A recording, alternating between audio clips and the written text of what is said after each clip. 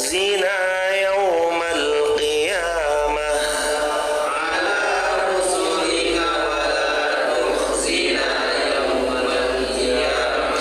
innaka la tukhliful mi'ad.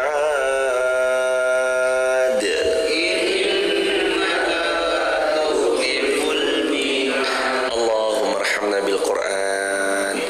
Sungguh indah untayan-untayan yang baru saja kita lantunkan, kita baca bersama, yakni Al-Quranul Karim. 189 Allah berfirman, dan milik Allah sajalah kerajaan yang ada di langit, dan milik Allah sajalah apa-apa yang meliputi yang ada di atas muka bumi. Dan Allah Maha Kuasa atas segala sesuatu. Mari kita lihat bagaimana para ulama memberi tafsirnya. Yang pertama, dalam tafsir Al-Mukhtasar dikatakan makna ayat 189 adalah hanya Allah satu-satunya pemilik kerajaan langit dan bumi dan apa yang meliputi keduanya. Hanya Allah satu-satunya yang memiliki itu semua. Jadi kembali dalam bab tauhid tentang mengenal Allah dalam uluhiyah, tauhid rububiyah, tauhid asma wa sifat, kita mengenal nama Allah yang namanya Al-Malik, yang maha merajai, raja dari semua raja. Jadi selama ini yang kita kadangkala merasa memiliki sebenarnya bukan punya kita, tapi semuanya punyanya Allah, semua dikembalikan kepada Allah. Bahkan tubuh, tempat di mana ruh pada hari ini menetap, itu semua akan kembali kepada Allah Subhanahu wa taala. Karena Allah hakikatnya pemilik segala sesuatu dan satu-satunya pemilik dari kerajaan langit, bumi dan semua yang meliputinya dan semua yang ada di dalamnya. Pemiliknya hanya satu, yakni Allah Subhanahu wa taala. Dan dialah yang menciptakan dan dialah yang mengaturnya. Juga dikatakan para ulama mufassir, Allah menciptakan, Allah mengaturnya. Allah mengatur apa yang ada dalam tubuh kita. Jantung, paru-paru, ginjal, usus, pembuluh darah, otak, mata melihat, telinga mendengar, lisan bicara, dan semua fungsi berfungsi sesuai, dan semua organ tubuh berfungsi sesuai dengan apa yang semestinya.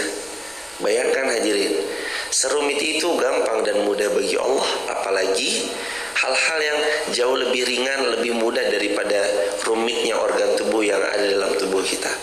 Bahkan Allah bisa mengatur gimana caranya antara matahari, bulan, bintang, bumi tidak saling bertabrakan kecuali sampai tiba waktunya ketika Allah tetapkan, yakni pada hari kiamat. Maka semua beredar pada porosnya masing-masing. Siapa yang mengaturnya? Allah yang mengaturnya. Maka dikatakan para ulama tafsir, dialah Allah yang menciptakan, dialah Allah yang mengatur. Lalu juga dikatakan, wallahu ala kulli syai'in qadir, dan Allah maha kuasa atas segala sesuatu. Artinya barang siapa yang berada dalam kekuasaan Allah, maka sejatinya dia berada dalam genggaman Allah, dan Allah maha berbuat sesuka sesuai dengan yang Allah kehendaki. Ayat berikutnya 190, Allah berfirman, inna fi khalqis samawati wal ard wa ikhtilafil laili wan nahar la ayatil liulil albab. Sesungguhnya pada penciptaan langit dan bumi, silih bergantinya malam dan siang, terdapat tanda bagi orang-orang yang berakal. Apa maknanya? Dikatakan para ulama, sesungguhnya ketika Allah menciptakan langit dan bumi yang tanpa ada contoh sebelumnya, dan dengan perbedaan waktu antara satu wilayah dan wilayah lainnya. Ada yang paginya panjang, malamnya pendek. Ada yang sebaliknya, paginya pendek, malamnya panjang. Ada yang pas, pagi dan malamnya ideal. Maka semua merupakan bukti dan petunjuk atas agungnya keesaan Allah bagi mereka yang mau mempergunakan akal mereka. Kita ngelihat dangak kepala kita ke langit aja, kalau akalnya jalan, dia sudah melihat Langit itu ditinggikan tanpa tiang tuh ya harusnya membuat orang takjub, bahwa ada kekuasaan yang di luar manusia yang manusia sulit menjangkau. Karena kalau kita bangun rumah, kita langsung minta kepada Pak Tukang, Pak saya mau langsung lantai 7.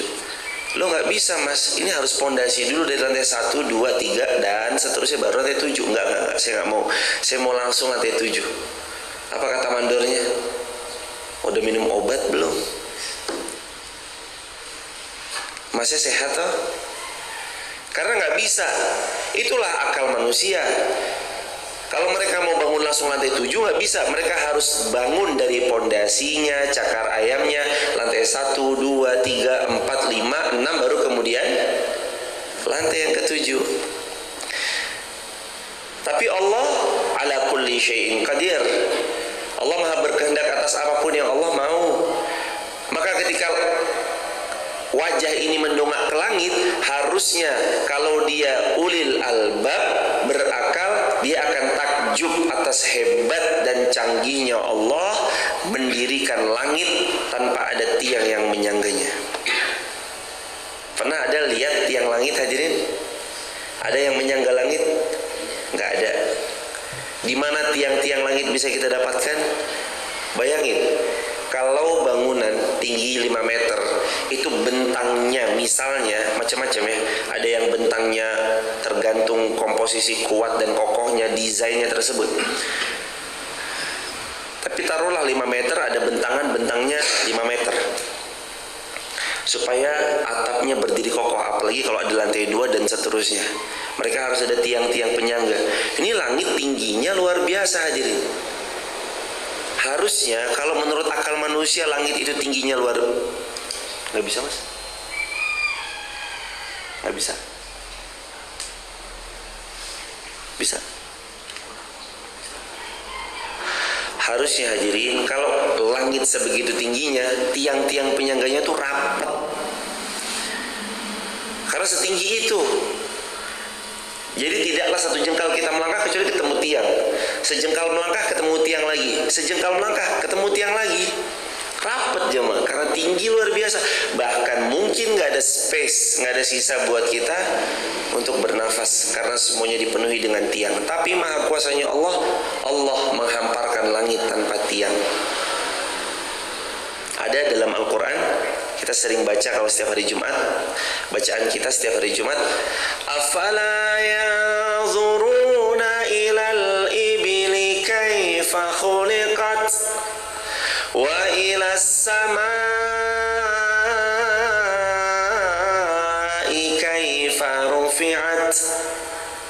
Coba lihat unta, bagaimana unta dicipta? Kok bisa unta itu masukin kepala, dia minum air bergentong-gentong masuk ke dalam perutnya dan dia bisa tahan 1 minggu nggak minum? Kok bisa? Padahal kita kalau 1 minggu nggak minum udah lemes jemaah. Tapi unta bisa 1 minggu nggak minum, ada cadangan air di sininya. Coba gimana jemaah? Walaupun ada cadangan air di perut, kalau kita mungkin di sini udah 1 minggu atau 1 pekan nggak minum. Lalu Allah berfirman, wa ilas samai kaifa rufi'at. Coba lihat langit, kaif rufi'at. Gimana langit itu ditinggikan sama Allah Subhanahu wa taala tanpa ada tiang penyangga. Dan kita nggak pernah ngelihat langit itu rusak, langit itu rembes. Wah langitnya bocor, dandanin dulu. Tukangnya naik lewat mana Mas Adi? Mau dandanin mana Mas? Dandanin langit? Nggak bisa hadirin, nggak ada tukang yang dandanin langit tuh nggak ada. Allah yang menghamparkan. Makanya di ayat ini Allah menegaskan sekali lagi tentang kekuasaan Allah. Inna fi khalqis samawati wal ardi wa ikhtilafil laili wan nahar la ayatin li ulil albab. Langit Allah cipta tanpa tiang, itu menandakan kebesaran Allah. Bumi Allah cipta dalam waktu yang sesingkat-singkatnya, itu tanda kebesaran Allah. Gunung dihamparkan, tanda kebesaran Allah. Ada tanaman ditumbuhkan, tanda kebesaran Allah. Muncul darinya sayur mayur yang bisa kita makan, tanda kekuasaan dan kebesaran Allah. Ada buah-buahan yang kita nyaman dan menyehatkan, tanda kekuasaan Allah. Terus kalau dengan ini semua dihamparkan, butuh bukti apa lagi hadirin untuk kita beriman? Waqtilafil laili wan nahar,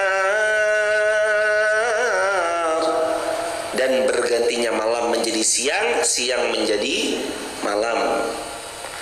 La ayatil liulil albab, tanda bagi orang-orang yang berakal. Coba dilihat, malam jadikan tempat kita untuk rehat, istirahat. Siang dijadikan agar kita mudah bekerja keras. Allah jadikan waktu itu berputar sesuai pada wilayah masing-masing. Yarhamukallah. Maka ketika dihadirkan malam dan siang, semuanya saling melengkapi. Siang tempat kita bekerja, malam tempat kita beristirahat. Dan paling nyaman itu kan istirahat saat benar-benar hening semuanya. Apa Anda nyaman kalau Anda beristirahat sedangkan yang lain sedang berisik-berisiknya? Ada suara mesin penggiling, ada suara ini dan suara itu. Apakah kita bisa nyaman? Kalaupun nyaman, ya, tapi kan nggak lebih nyaman daripada keheningan malam, daripada keheningan malam yang sudah Allah cipta. Malam tuh hening, serempak, semuanya rata-rata istirahat, tidur, nyaman, tenang. Karunia siapa itu semua? Ada malam, lalu kemudian siang. Hadirin jamin dirahmati Allah. Bu, jamaah itu mau fitness sehebat apapun, jamaah bayar personal trainer semahal apapun, jamaah mengkonsumsi makanan yang paling bergizi di atas muka bumi, kalau jamaah nggak tidur, pertanyaannya, badannya kira-kira sehat atau enggak? Nggak sehat jamaah. Makanya yang paling sering dinasihati oleh para personal trainer, para ahli gizi, ahli kesehatan, jangan lupa seimbangkan antara makanan bergizi, jaga pola hidup sehat. Salah satunya dianjurkan untuk istirahat, tidur. Dia makanan sehat, tapi kalau nggak tidur nggak bisa jemaah, tetap sakit nanti. 3 hari 3 malam nggak tidur, sakit nanti hadirin. Makanya malam dan siang termasuk tanda kebesaran Allah bagi mereka yang mau mempelajarinya. Ayat 191. Alladzina yadhkuruna Allah qiyaman wa qu'udan wa 'ala junubihim, adalah mereka orang-orang yang berakal. Disebut mereka berakal ketika mereka banyak mengingat Allah qiyaman, sambil berdiri, wa qu'udan, atau sambil duduk, wa ala junubihim, atau mereka dalam keadaan berbaring. Siapa orang berakal itu? Orang yang menggunakan waktunya untuk terus mengingat Allah, berzikir kepada Allah, tidak satu detik pun terlewati kecuali dia selalu menjaga kedekatannya kepada Allah lewat lisannya yang selalu zakiran, lisanan zakiran, lisan yang selalu habis untuk berzikir mengingat Allah. Maka sahabat-sahabat kalau lagi galau, gundah, gelisah, gak tahu lagi mesti ngapain, yang dilakukan pertama, berzikirlah kepada Allah, istighfar sebanyak-banyaknya. Ingatlah Allah sebanyak yang bisa kita ingat. Ingatlah Allah sebanyak mungkin yang bisa kita ingat. Fadhkuruni adhkurkum. Karena kalau kita banyak mengingat Allah, Allah juga mengingat kita.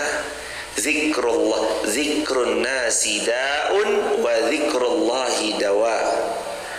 Banyak mengingat manusia adalah penyakit, dan banyak mengingat Allah adalah obatnya. Banyak ingat manusia sakit. Siapa yang bisa diutangin? Kayaknya dia bisa nih. Bismillah. Berdering. Tahu direjek. Ya, direjek lagi. Direjek kita teleponnya. Telepon lagi, siapa yang bisa bantu nih? Tolong dong bantu 10 juta bisa ya? Oh nggak bisa, kami baru mampu 50.000. Kalau mau silahkan kirim nomor rekening. Ya 50.000 doang bisa buat apa sih? Itulah kalau kita nyari manusia, hadirin. Sudah jelas Nabi bersabda, ada 3 keistimewaan yang mana hidup kalian pegang ini akan bahagia. Pertama, sembunyikan kesedihan. Kalau sedih mah udah kita aja yang tahu jemaah. Hadirin, kalau lagi sedih, lagi galau, lagi bingung, lagi sumpah sama hidup, rezeki lagi seret, kalau kata orang lagi dikurangi, gak selancar seperti sebelum-sebelumnya. Udah daripada Anda dihinakan sama manusia sebab Anda mengadunya kepada manusia, udah mending ngadu aja ke Allah jemaah. Ya Allah, mau beli air galon, gak punya duit ya Allah. Udah kita aja wes yang nikmati itu, hadirin. Masa-masa episode susah. Ketika kemarin waktu corona, ya Allah benar-benar gak punya uang. Ya Allah benar-benar mau beli gas aja lo gak mampu ya Allah. Udah gak usah orang lain tahu, kita aja cukup kita sama istri yang tahu. Anak-anak itu loh kalau perlu gak usah tahu. Orang tua gak usah tahu susahnya kayak apa kemarin kita pas corona. Sekarang pun kalau kita susah, cukup kita dan istri yang tahu. Orang tua gak perlu tahu, biarin orang tua taunya hidup anakku enak, banyak uang, rezekinya melimpah. Wes, pokoknya biarin orang tua kita tahu yang enak-enak aja. Yang menderita simpan untuk diri kita dan istri saja. Karena istri partner hidup, gak apa-apa. Karena Allah membahasakan laki-laki dan perempuan ketika telah menikah adalah hunna libasul lakum wa antum libasul lahun. Saling berdua-dua nih, saling nih untuk mendekatkan diri kepada Allah. Makanya Nabi bersabda, di antara pundi-pundi kebahagiaan itu salah satunya adalah menyembunyikan kesedihan. Tapi kan saya pengen juga dong berbagi kisah sama yang lain. Nanti berbagi kisahnya pas kita sudah dalam kondisi bahagia. Wes, enak jemaah. Ceritanya nanti aja kalau udah bahagia. Kemarin itu saya pas mau beli nggak bisa ya. Itu tuh nanti ceritanya pas udah bahagia. Kemarin aduh bener-bener megang uang cuma 5.000 perak. Nanti ceritanya kalau kita udah bahagia aja. Selama masih dalam keadaan sulit, simpan untuk diri sendiri. Jadi poin yang pertama, di antara kalimat Rasulullah SAW yang paling masyhur, sembunyikan kesedihan. Yang kedua, banyak bersyukur kepada Allah. Ini salah satu pundi-pundi kebahagiaan yang Nabi sampaikan adalah qalbun syakirun, hati yang selalu bersyukur. Karena kebahagiaan itu gak datang hanya karena banyaknya harta semata. Kebahagiaan itu juga gak datang karena mentang-mentang selama ini Anda dibully sebagai seorang yang belum menikah, lantas Anda menikah. Kebahagiaan itu juga gak datang serta-merta setelah sekian tahun menunggu lama hadirnya seorang anak, Allah izinkan Anda punya anak. Gak serta-merta harta, anak, pasangan, karir ditinggikan derajatnya di mata manusia semata. Belum sampai sana aja, tapi bahagia itu sudah bisa ditentukan saat hati kita mulai bersyukur kepada Allah. Emang ada ya harta banyak tapi gak bahagia? Kisahnya pemilik salah satu brand mobil yang meninggal bunuh diri, emang itu gak cukup sebagai bukti nyata bahwa banyaknya harta gak menentukan bahagia? Kisah seseorang yang overdosis Padahal beliau orang terkenal, kaya raya, fansnya seluruh dunia, bukan cuma di Indonesia, tapi di dunia. Dan terkenal dia adalah orang yang paling kaya di bidangnya, mati overdosis. Belum cukupkah itu sebagai bukti nyata bahwa banyaknya harta belum tentu membuat kita bahagia? Ada lagi, kalau itu kisah-kisah kekinian, yang kisah kita ambil dari kisahnya zaman Rasulullah SAW. Apa kabar sahabat Nabi yang pernah minta didoakan sama Nabi SAW? Ya Rasulullah, doakan aku kaya raya supaya aku bisa banyak berzikir kepada engkau, mengingat engkau, sholat bersama engkau, dan seterusnya. Tapi setelah didoakan Nabi, beneran kaya raya dia, justru malah batang hidungnya gak pernah nampak ke masjid. Belum cukupkah itu sebagai kisah? Lalu dia pun kembali binasa sebab karena kekayaannya tidak membuat dia lebih dekat kepada Allah. Ketika Nabi mengutus salah seorang utusan untuk mengambil zakat, dia malah menistakan utusan Rasulullah Muhammad SAW. Jadi bukan cuma kekayaan semata. Kekayaan itu baik jika disyukuri. Punya pasangan itu baik jika disyukuri. Punya anak yang lucu menggemaskan, tumbuh dewasa dalam ketaatan, luas manfaatnya untuk lebih banyak umat, itu baik asalkan hati orang tuanya bisa mensyukuri. Punya pangkat, punya jabatan, itu baik asal hatinya adalah hati yang penuh syukur. Semuanya baik asalkan kita pandai bersyukur kepada Allah, membawa semua nikmat itu untuk jadi bekal terbaik pulang dengan bahagia kepada Allah Subhanahu wa taala. Yang ketiga, apa pundi-pundi kebahagiaan disabdakan oleh baginda sallallahu alaihi wasallam. Di antara pundi-pundi kebahagiaan adalah lisan zakir. Lisan yang selalu berzikir kepada Allah Subhanahu wa taala. Maka ayat ini sebagai penguat, alladzina yadhkuruna Allah qiyaman wa qu'udan wa 'ala junubihim. Wahai hamba-hambanya Allah, banyak-banyaklah kalian berzikir kepada Allah. Sambil berdirinya kalian, ingatlah Allah. Sambil duduknya kalian, ingatlah Allah. Berbaring pun kalian, tetaplah mengingat Allah. Berarti ada nggak dalam keseharian kita di luar dari 3 kondisi ini? Nggak ada. Kita ini kalau nggak sekarang lagi duduk, berdiri, atau kita berbaring. Sekarang kita lagi ngapain hadirin? Duduk. Duduknya seorang hamba berzikir mengingat Allah lebih baik dari seorang hamba yang tidak mengingat Allah.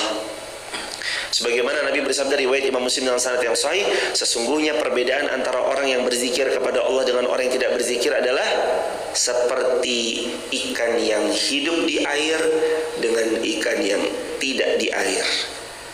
Mati kalau dia tidak berzikir kepada Allah. Tapi dia tidak pernah berzikir kepada Allah, tapi dia tetap aja hidup. Hatinya sudah mati karena tidak mengingat Allah. Lalu Nabi bersabda juga riwayat yang lain, perbedaan antara mereka yang mengingat Allah dengan hafalan-hafalan Al-Quran spesifik, punya hafalan Al-Quran, dengan mereka yang tidak punya hafalan Al-Quran, seperti satu rumah yang kokoh, satunya seperti rumah yang doyong mau roboh. Atau kama qala Nabi sallallahu alaihi wasallam, alladzina yadhkuruna Allah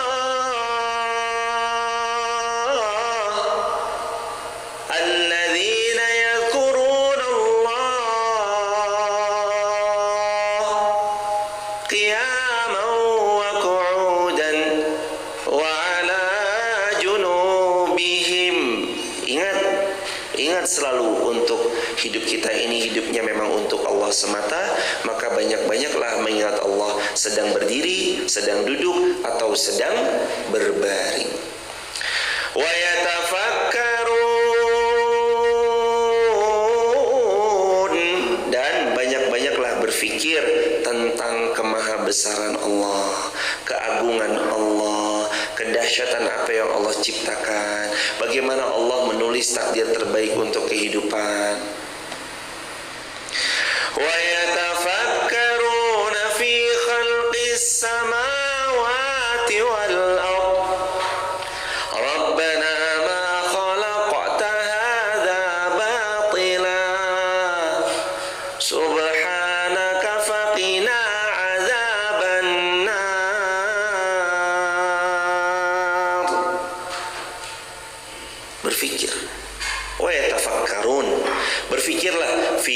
khalqis samawati wal ard. Ketika Allah menciptakan langit dan bumi, Rabbana, wahai Allah, ma khalaqta hadza batila.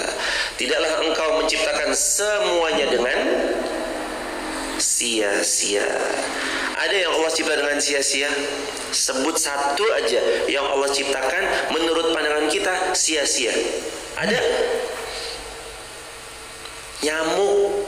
Apakah nyamuk sia-sia? Tidak. Cicak-cicak di dinding diam-diam merayap, datang seekor nyamuk apa seekor gajah? Nyamuk jemaah. Hap, lalu ditangkap. Nyamuk datang ke cicak. Secara logika, gimana ceritanya cicaknya merayap, nyamuknya berterbangan? Kok bisa Allah tetap memberi rezeki kepada cicak? Itu semua Allah yang atur, hadirin. Kok bisa cicak dapat rezeki? Ya itu karena Allah yang atur. Nyamuknya datang ke cicak. Cicak sarjana apa bukan?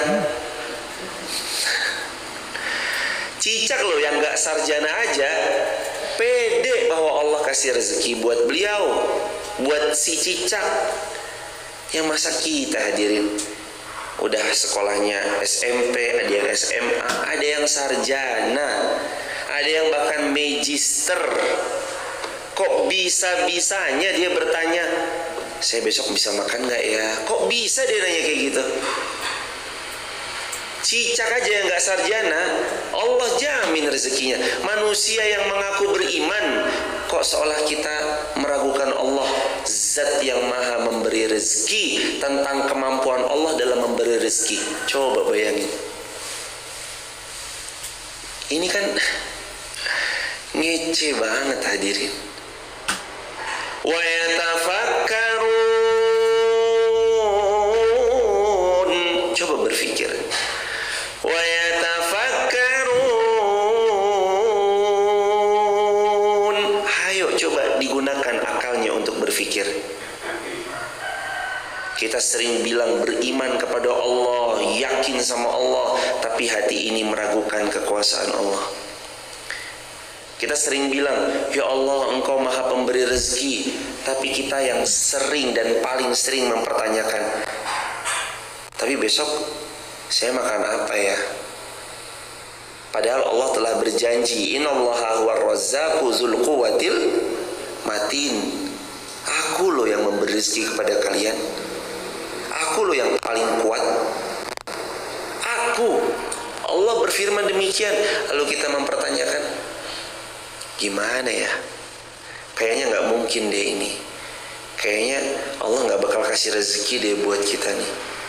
Hadirin, teman-teman dipotong videonya, nanti potongan videonya disebarin ke WhatsApp dan TikTok dan yang lainnya. Dipotong video ini. Bismillahirrahmanirrahim.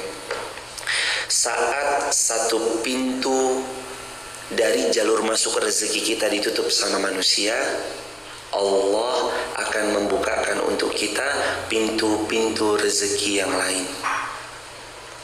Saat manusia menghalang-halangi kita untuk mendapatkan rezeki yang Allah janjikan, Allah punya 1001 cara untuk tetap mendatangkan rezeki itu lewat jalur yang tidak satupun manusia bisa menghalanginya. Maka jangan ada lagi di antara kita yang bertanya, Allah bisa gak ya ngirim rezeki ke saya? Bukan itu pertanyaan, hadirin. Itu bukan pertanyaan, hadirin, tapi itu sebuah hinaan kepada Allah. Apakah Allah bisa mengirimkan rezeki untuk kita? Karena sudah jelas-jelas selama kita masih hidup, wa ma min dabbatin fil ard illa 'alallahi rizquha. Selama makhluk hidup itu masih hidup, Allah yang jamin rezekinya. Gak perlu khawatir. Karena rezeki yang sudah tertakar tidak akan pernah mungkin tertukar. Wajibnya kita, tugasnya kita hanya berikhtiar. Itu hadirin. Rabbana ma khalaqta hadza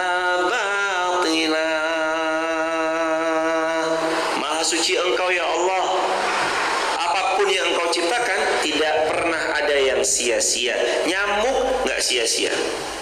Sekalipun jentik nyamuk, banyak jentiknya, air menggenang, bahaya nih, nanti demam berdarah dan segala macam. Jentik nyamuk ada manfaatnya nggak hadirin? Buat makan apa? Cupang. Cupang tuh makanannya jentik nyamuk. Lalu ada cacing rambut. Subhanah, ma khalaqta hadza batila. Maha suci engkau ya Allah. Allah nggak pernah nyiptain yang sia-sia. Semua tuh loh jamaah Allah cipta penuh dengan manfaat. Sekalipun manusia menganggap ini kayak nggak ada manfaat nih. Enceng gondok, jamaah tahu enceng gondok? Pohon apa, bukan pohon sih, apa? Rondok kampul. Ya, rondok. Rondok kampul. Enceng gondok tuh tanaman air. Dia hidup di air tuh tahu-tahu banyak. Apakah itu nggak manfaat? Manfaat jemaah. Apa coba disebut aja? Ada nggak yang nggak bermanfaat? Nggak ada. Subhana Rabbana ma khalaqta hadza batila. Subhanaka faqina adzabannar. Maha suci engkau ya Allah, jauhkan kami dari azab api neraka. Karena kadang kita tuh suka menganggap apa yang Allah cipta tuh ada yang sia-sia, padahal nggak ada yang sia-sia. Nyamuk, encu atau jentik nyamuk, lalu tanaman-tanaman, benalu sekalipun itu nggak sia-sia loh jamaah. Loh, Pak Dilan yang lagi nanam pertanian, kalau ada hama datang itu nggak sia-sia.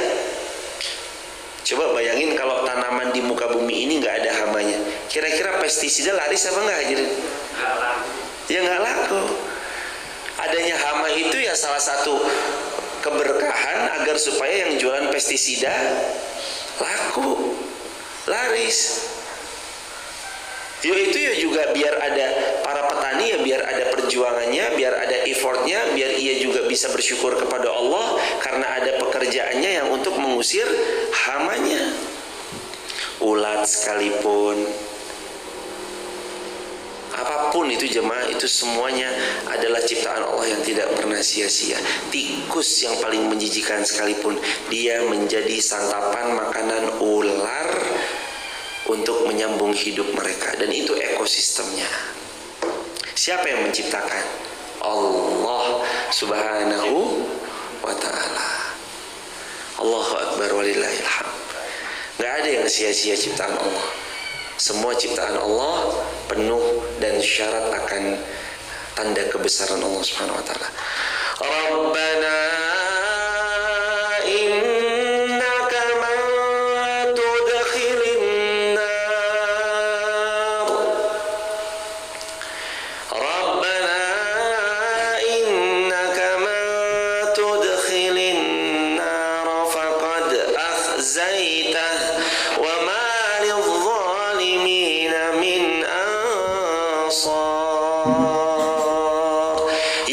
sesungguhnya barang siapa yang engkau masukkan ke dalam neraka, maka sungguh engkau hinakan dia ya Allah, dan tidak ada seorang pun yang bisa menolong atas orang-orang yang berbuat zalim.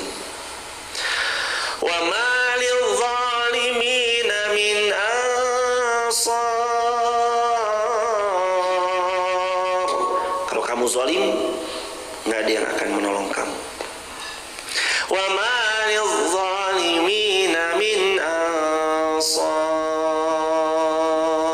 Kalau kamu berbuat zalim, ancaman Allah, tidak akan ada satupun makhluk yang bisa menyelamatkanmu atas perbuatan zalim yang engkau lakukan.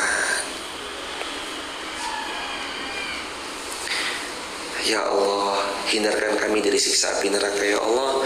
Allahumma inna nas'alukal jannah, Allahumma inna nas'alukal jannah, Allahumma inna nas'alukal jannah wa na'udzubika min sakhatika wan nar. Kenapa kok 3 kali? Masih ingat hadis Muslim, hadis Ahmad, dalam 2 riwayat Nabi bersabda, sallallahu alaihi wasallam, man sa'alallahu ta'ala man sa'alallahu ta'ala al-jannah salasa marrat bis-sidq, dengan jujur dia meminta surga kepada Allah sebanyak 3 kali. Qalatil jannah Allahumma adkhilhul jannah, Allahumma adkhilhul jannah, maka surga akan berkata 2 kali, ya Allah masukkan dia ke dalam surga, masukkan dia ke dalam surga. Maka minta kepada Allah, Allahumma inna nas'aluka jannah salasa marrat, 3 kali. Boleh nggak? Allahumma inna nas'aluka ridhaka wal jannah. Boleh. Boleh nggak pakai bahasa Indonesia? Man sa'alallahu ta'ala al-jannah salasa marrat, siapa yang meminta kepada Allah surga 3 kali banyaknya. Lafadznya boleh lafadz Indonesia, lafadz Cina, lafadz India, sesuai dengan bahasa wilayah masing-masing. Minta sama Allah 3 kali, qalatil jannah, maka surga akan memohon kepada Allah, Allahumma adkhilhul jannah, ya Allah masukkan dia ke dalam surga. Semoga kita semua dimasukkan ke dalam surga jemaah. Ayat 193. Rabbana innana sami'na munadiyan yunadi lil iman.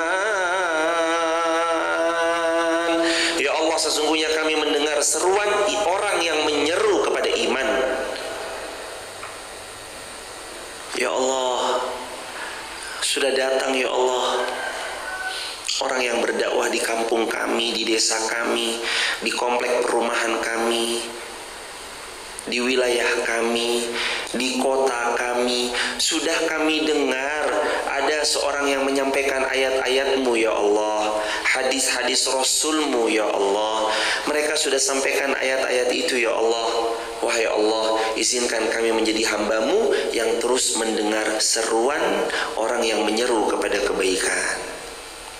Artinya gampangannya, ya Allah mudahkan kami untuk istiqomah, bisa taklim, kajian, ngaji bareng, bisa hadir Ahad pagi, seton, kajian Sabtu, kajian Reboan. Ya Allah mudahkan kami untuk bisa terus mendengarkan, sami'na, kami terus diizinkan mendengar seruan-seruan kebaikan itu. An aminu bi rabbikum fa'amanna. Para ustadz, gus, kiai, ustazah, habib, guru, tuan guru, syekh, semua orang-orang saleh itu telah menyeru untuk beriman kepada Engkau. Fa'amanna, dan kami telah beriman. Sungguh kami telah beriman ya Allah. Rabbana faghfir lana dhunubana wa kaffir anna sayyiatina wa tawaffana ma'al abrar.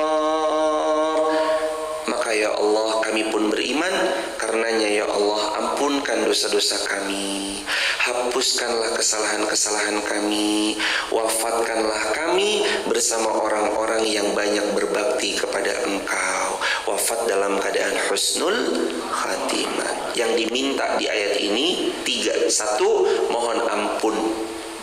Yang kedua, mohon dihapus. Kenapa? Dikatakan para ulama mufassir, di antara dihapuskan dari kesalahan-kesalahan artinya Allah akan tutup aib-aib kita dunia dan di akhirat. Ini kita banyak dosanya, kita banyak salahnya, banyak kelirunya, banyak maksiatnya. Kan besok dibongkar. Yauma yajma'ukum liyaumil jam'i dzalika yaumut taghabun. Pada hari itu kalian dikumpulkan di padang mahsyar, di mana Allah akan tampakkan semua yang kalian lakukan dari dilahirkan sampai diwafatkan, semua ditampakkan. Tapi ada orang-orang yang dihapus. Siapa mereka? Adalah mereka yang berdoa kepada Allah dengan khusyuknya. Kalimat doanya seperti yang tadi kita baca, Rabbana faghfir lana dzunubana wa kaffir anna sayyiatina. Ya Allah ampunkan dosa kami, hapuskan kesalahan-kesalahan kami. Siapa yang membaca doa ini, maka Allah akan hapuskan kemaksiatannya saat dimana banyak sekali di tahun-tahun yang lalu dia bermaksiat kepada Allah, dihapus dan ditutup aib-aibnya oleh Allah Subhanahu wa ta'ala.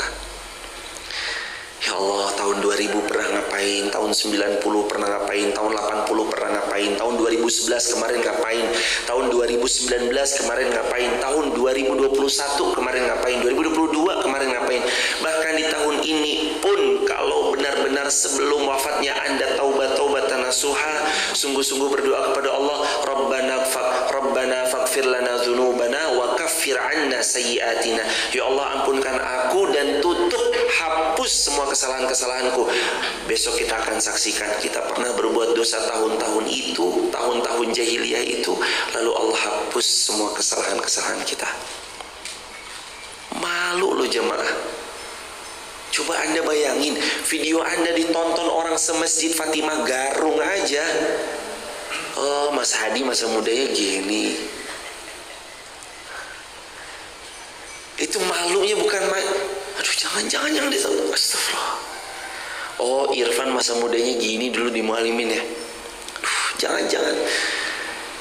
Ini se-Fatimah Garung aja kita malu, apalagi satu muka bumi besok ditonton semuanya. Nih, Rabbana faghfir lana dzunubana wa kaffir 'anna sayyi'atina wa kaffir 'anna sayyi'atina.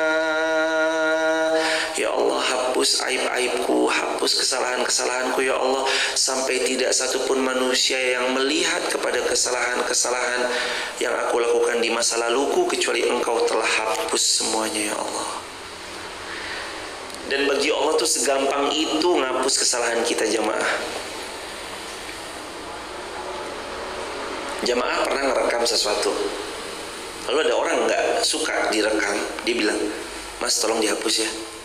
Udah dihapus. Tapi kan masih ada 30 hari tersimpan di tempat sampah, toh betul toh? Terus tolong yang di tempat sampah dihapus juga. Saya nggak suka ya direkam kayak gitu. Lalu dia menghapus. Manusia aja bisa ngapus. Teknologi manusia membuat rekaman yang tadinya sudah terekam bisa dihapus.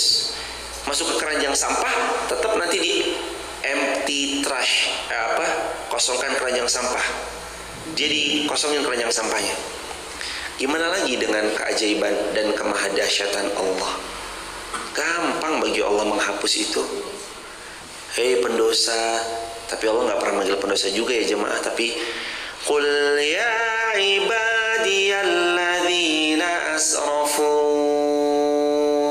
wahai hambaku yang melampaui batas, wahai hambaku yang sudah terlampau jauh, makin kesini makin jauh dari aku.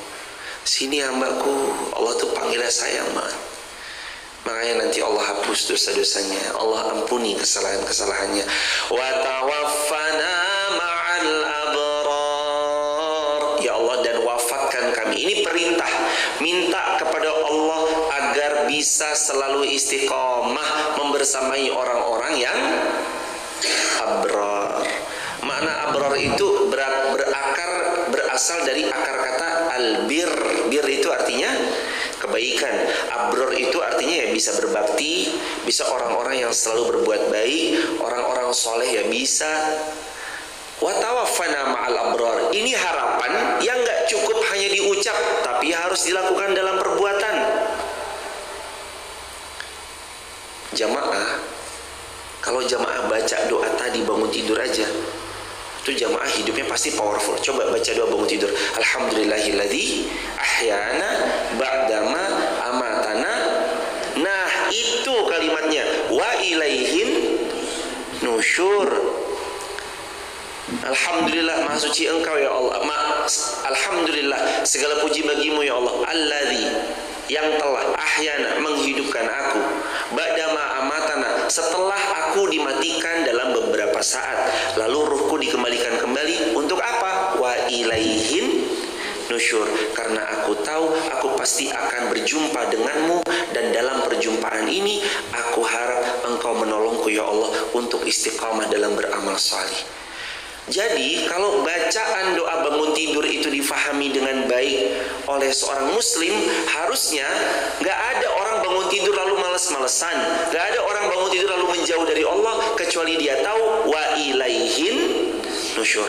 Saya tahu ya Allah, kami sadar betul ya Allah bahwa kami akan kembali padamu ya Allah, maka izinkan kami atas nyawa yang Engkau berikan setelah matinya kami semalam, atas kesempatan di hari ini yang masih Engkau titipkan nyawa kepada kami, izinkanlah kami membawa bekal terbaik untuk berjumpa denganmu, karena kami yakin wa ilaihin nusyur, kami pasti berjumpa denganmu.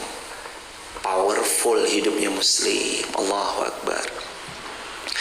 Wa tawaffana ma'al abrar. Ya Allah, matikan kami dalam keadaan mati syahid. Wafatkan kami di kota Makkah dan Madinah.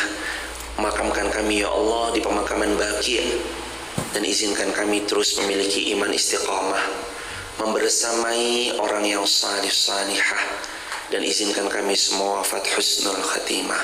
Rabbana atina fid dunya hasanah wa fil akhirati hasanah wa qina azabannar. Walhamdulillahi rabbil alamin. Subhanakallahumma bihamdika asyhadu an la ilaha illa anta astaghfiruka wa atubu ilaik. Terima kasih atas segala kebersamaannya. Hanya Allah sebaik-baik pemberi balasan. Semoga Allah membalas semuanya dengan hajat yang dimudahkan, rezeki yang semakin barokah berlimpah, istiqamah husnul khatimah, dan semoga Allah mengganti dengan syurga firdaus tanpa hisab. Amin ya rabbal alamin. Subhanakallahumma bihamdika asyhadu an la ilaha illa anta astaghfiruka wa atubu ilaik. Assalamualaikum warahmatullahi wabarakatuh.